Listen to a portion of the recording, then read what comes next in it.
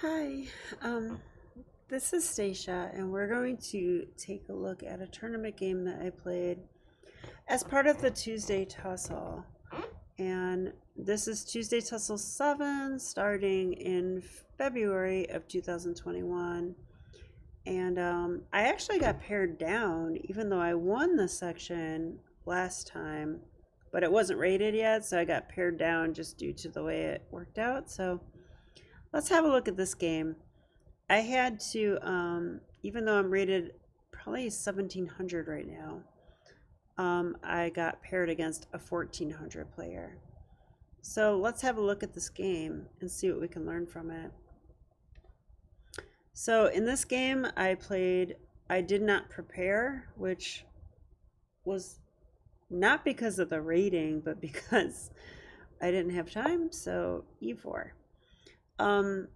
He played e6, and I went d4, of course, and he went d5, and I went knight to d2.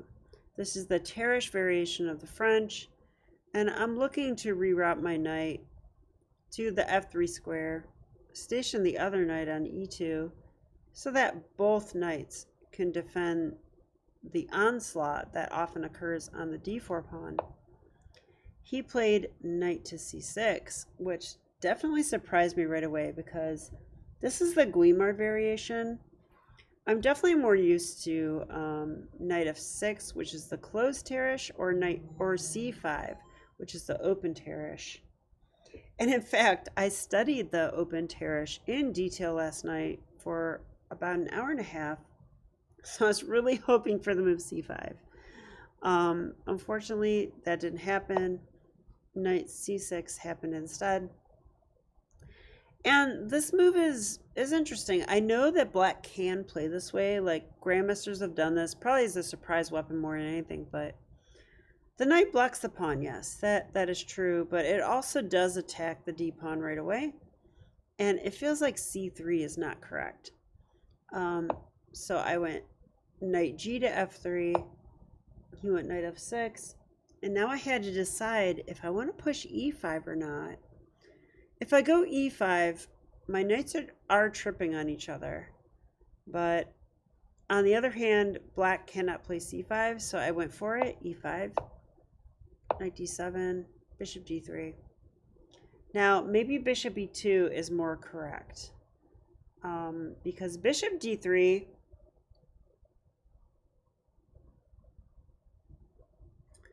well, we're allowing this move. I saw it allows it, but what I failed to recognize is that black can throw in c5 after this happens. So, for example, or as in the game, knight here, I'm not going to give up my bishop, that's for sure. So I went bishop e2, and I was planning c3, but then they play c5. So now when I go c3, the knight's actually behind the pawn. So I thought I kind of got tricked here. And, well, let's see what happens. I castled. Yeah, and it's kind of interesting because if queen b6, he didn't play this in the game, but I'm just thinking, like, what if black keeps attacking d4 like they often do in the French? I actually think here I could play knight to b3 and be just fine. I think this is okay. Like if he starts taking off, I just take. And if he pushes, then it relieves the pressure off the d4 pawn. And I can retreat, and even though my pieces look very awkward, I think I can break through with b3. b3 would attack this pawn, and, well, I've got that point heavily attacked. So this is my idea during the game, and I just thought I'd show it here. So after I castled, he didn't play queen b6. He went f6. This is a standard break in the French, and pretty much you should always take this. I'm going to check with the engine. Yep. Well, it says rookie one's. Wow, it actually doesn't like it the best anymore. It likes knight to b3. and rook to e1, which is very surprising to me. Okay. If rook to e1, I mean, I would be afraid of this. Let's just look at this for a second. It says knight takes e5. Okay, great. I mean, they can take. Why can't they take twice? Must be because of bishop h5. Like, okay, let's take with the more awkward knight just for fun. D takes. Okay, they cannot take here because bishop h5 check.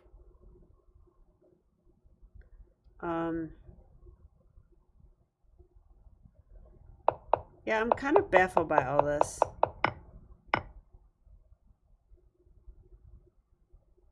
Like, really? I can play rook e1 here?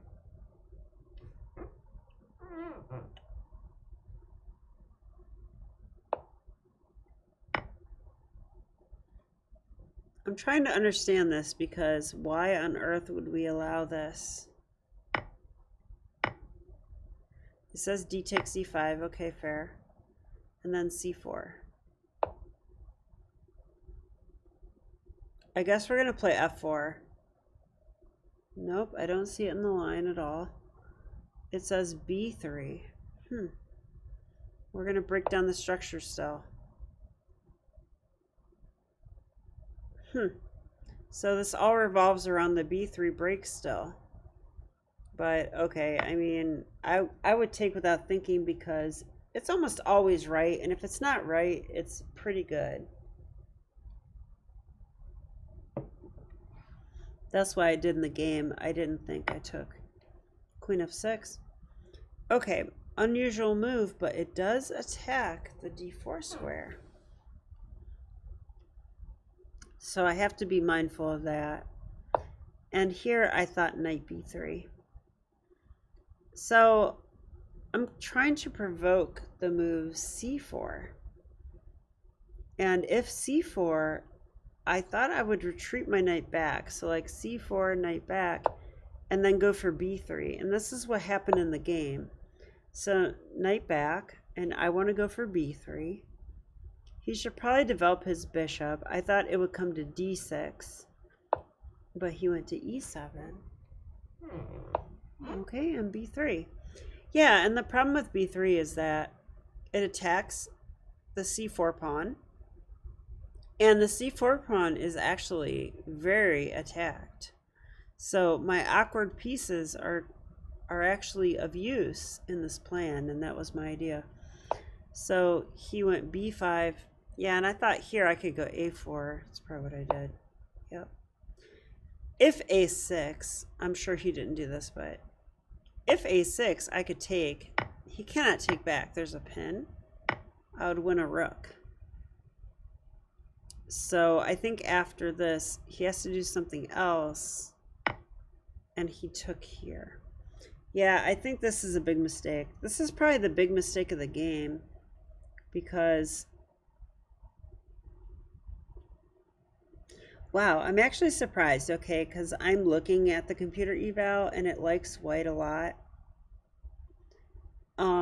Probably b5 was a mistake. Let's see if it was. After b3, it just wants c takes b3 and it says white's better.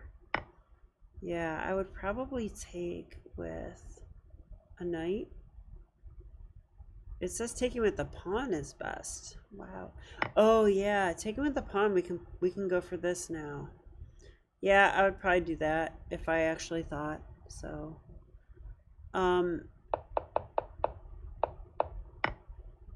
Yeah, so I guess I got a lot of queenside play out of this. Taking on a4 is not recommended because if I take this away, I think it's probably fine. But I did not do that. I took here. And I'm just arguing that if you want to completely wreck your structure, go for it. First of all, I'm going to win this pawn. But second of all, double isolated a pawns. And this is already under fire. And if he even moves up, he's under fire. So this pawn is a goner. And I think he knew that, so he castled. I took it immediately. Why not? Yeah, that is the best move. Okay. And e5.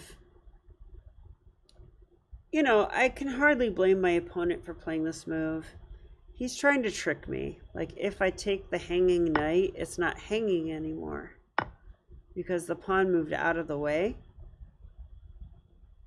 I call that X-ray defense, but I was aware of that. So when he played here, I actually took a couple minutes and I was like, well, when a pawn moves in chess, it does a lot of things. It opens diagonals and it undefends things. So I had a nice look at this and I thought, when this pawn moves, it undefends this and this. How can I take advantage of that? Well, c takes d5. And the reason this is strong is that it takes a pawn and it's a tempo on the knight immediately, because I'm threatening to take the knight with a queen or a pawn. So he must move, and when you start to look around, there's not a lot of options for the knight. So, I mean, there's really only...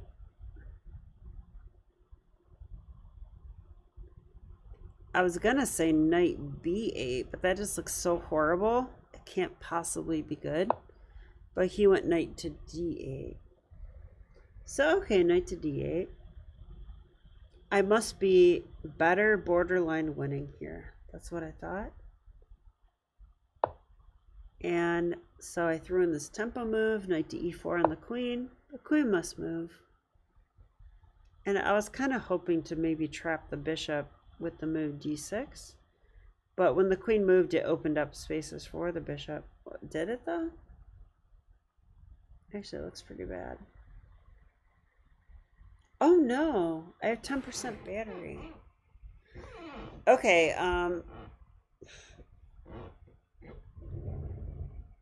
I'm actually going to change locations really quickly.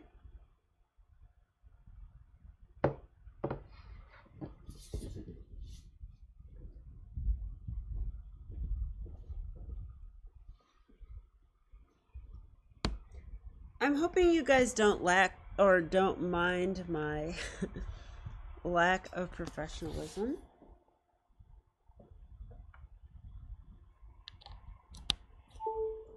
But like I've been saying lately, when I analyze, I just turn on the video. You guys are coming on my real journey. And it actually helps me to talk to you. Okay, so the computer's plugged in. Okay, I still look like a person. Just wanted to make sure. Okay, yeah, so the queen had to move. I mean, here I think I have some options.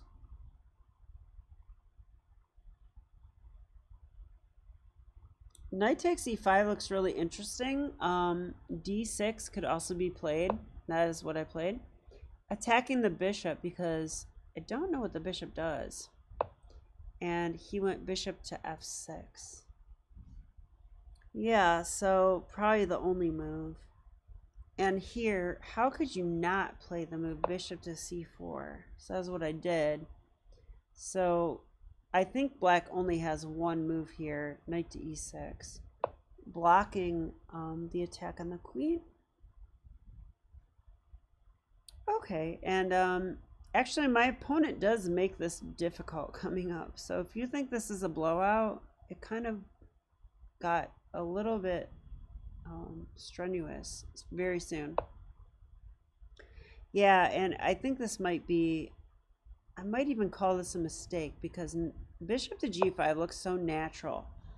If he takes, I take, and I'll be attacking the pin knight and the queen, and that's going to win. And it's also developing a piece, so how could it be bad? But it's only bad because I could play knight here right now. And if he takes, I replace it with another knight, and I'm attacking the queen and the pin knight. So that fork would be very winning. Instead of that, I played bishop to g5 because, well, it looked tricky and it develops a piece. I thought it must be winning, and it is winning. All right, so knight b6. So here's why it's not as good as the other moves. The other moves threaten the queen right away. This one allows knight to b6. And yeah, where do I move my queen? He's going to take my bishop. I think that's pretty clear. And the computer says I could take e6 right now. Wow. Okay, well, we have to look at it. All right, this attacks the queen. So they can either take the bishop or take the queen. I'm not sure which is better. I think I would take this way if I was black. So from here, I would probably retreat my queen somewhere. Okay, maybe queen c2. And then if here, probably I could take here. Yeah, and this is all still better for white. But this is better than what happened in the game. After knight to b6, I went queen b3. Now, I soon regretted this because the problem is when he takes the bishop, yes, I take back. Okay? But then I'm in a pin. Okay, not a pin. I'm in a discovery zone. So, like, he actually could probably take on g5, opening up a discovery on my queen, and then if I do take, he could take back with a boomerang. So after knight takes, I was very hesitant because I saw this knight takes g5 thing. So I actually thought a while and I found a solution. I actually felt like I might be losing for a second. Yeah, it's tough to feel that way, especially against a lower rated opponent. It's like, wow, did I just get tricked? But I actually played here, and I think this is correct. And the computer says, yeah, it's a very good move. It's the best move. The other one is d7, which looks like an intermezzo. So bishop takes here, and then I swear my opponent, he must have thought for 5 to 10 minutes in this position, trying to find a way out, because here's the thing. He was planning this, like I just said, like take the bishop, which is defended twice, but I don't have time to take the knight, right? If I take it, he takes my queen.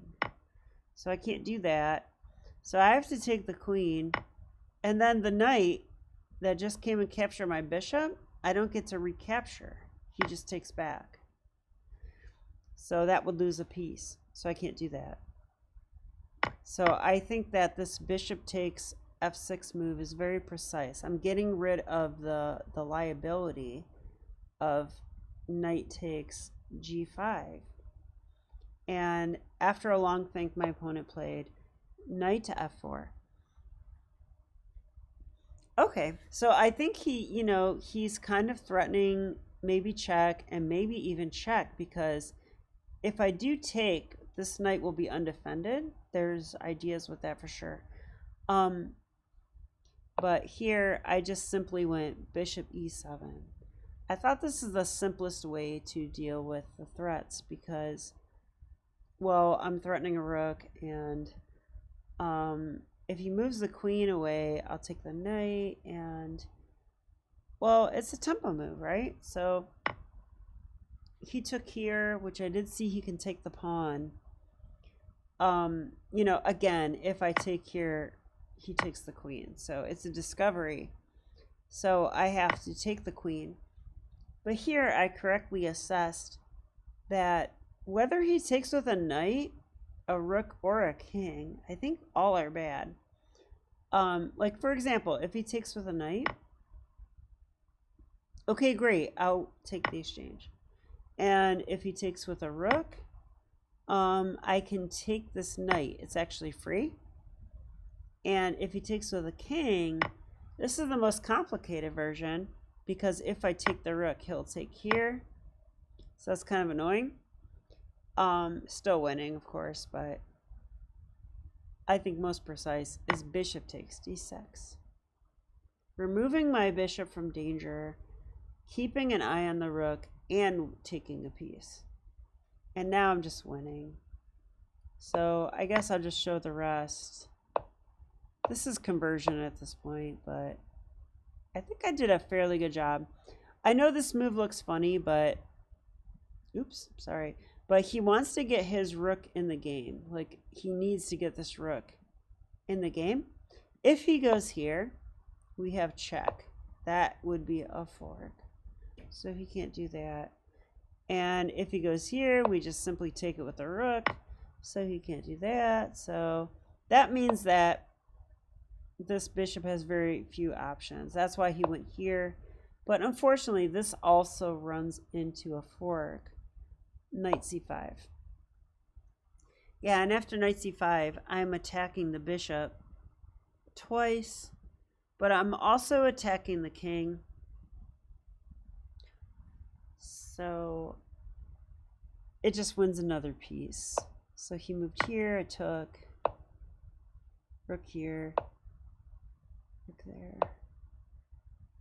Okay, knight c5 attacking the rook, and then he did this. This is actually mate in 2, it says. Okay, it's mate in 2. I don't know what the mate in 2 is, so let's try and find it.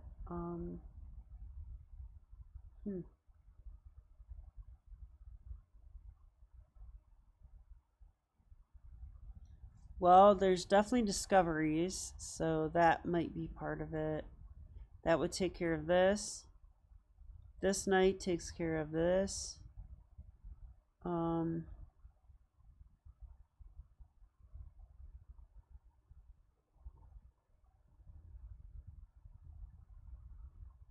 Yeah, and I'm suddenly wondering, like, maybe a knight 8 or a rook a6 might be a benefit. Maybe not, though. Actually, I have no idea. All right, I'm going to give the answer. If you want to pause your video, do so now. Knight to a6 check. Okay, we can't go here. We can't go here. And we can't go here. We can't go here. We can't go here. Wow. This covered a lot of squares. So the only move is this. And then here we actually have knight c7. Checkmate. What a beautiful checkmate. Yeah. I would love to think I could see that, but I'm honestly not sure. No, I don't think I could. So, all right. So the game ended. So let's look at the critical moments of this game. Actually, when I checked with the computer, I had only 3 inaccuracies, 0 mistakes, and 0 blunders. So definitely one of my better games. So even though this was against a lower rated opponent, I think I should be quite proud of that. I faced an opening that I did not know with the Guimard, and I think next time I would go bishop e2 to avoid this knight thing, followed by c5. But the way the game went, I can hardly complain. f6 takes, and knight b3, and you know, I thought c4 was a mistake, but I guess black has nothing else. Yeah, and then b3. Wow, I'm already much better here. Very interesting. They should take on b3 here, but yeah, taking... Yeah, I think the Guimard might just be trash. That's kind of my thought right now. It's probably not true, but... Okay, I saw knight b6, but I underestimated its value because I didn't see the knight takes g5 boomerang idea, which turned out to be quite good. So I'm actually very lucky I found bishop takes f6 right there. Otherwise, the result might have been very different. Yeah, but here it's over. All right, well, I hope you enjoyed the video. Sorry for the location transfer. And I'll be back with more. All right, bye, and see you later.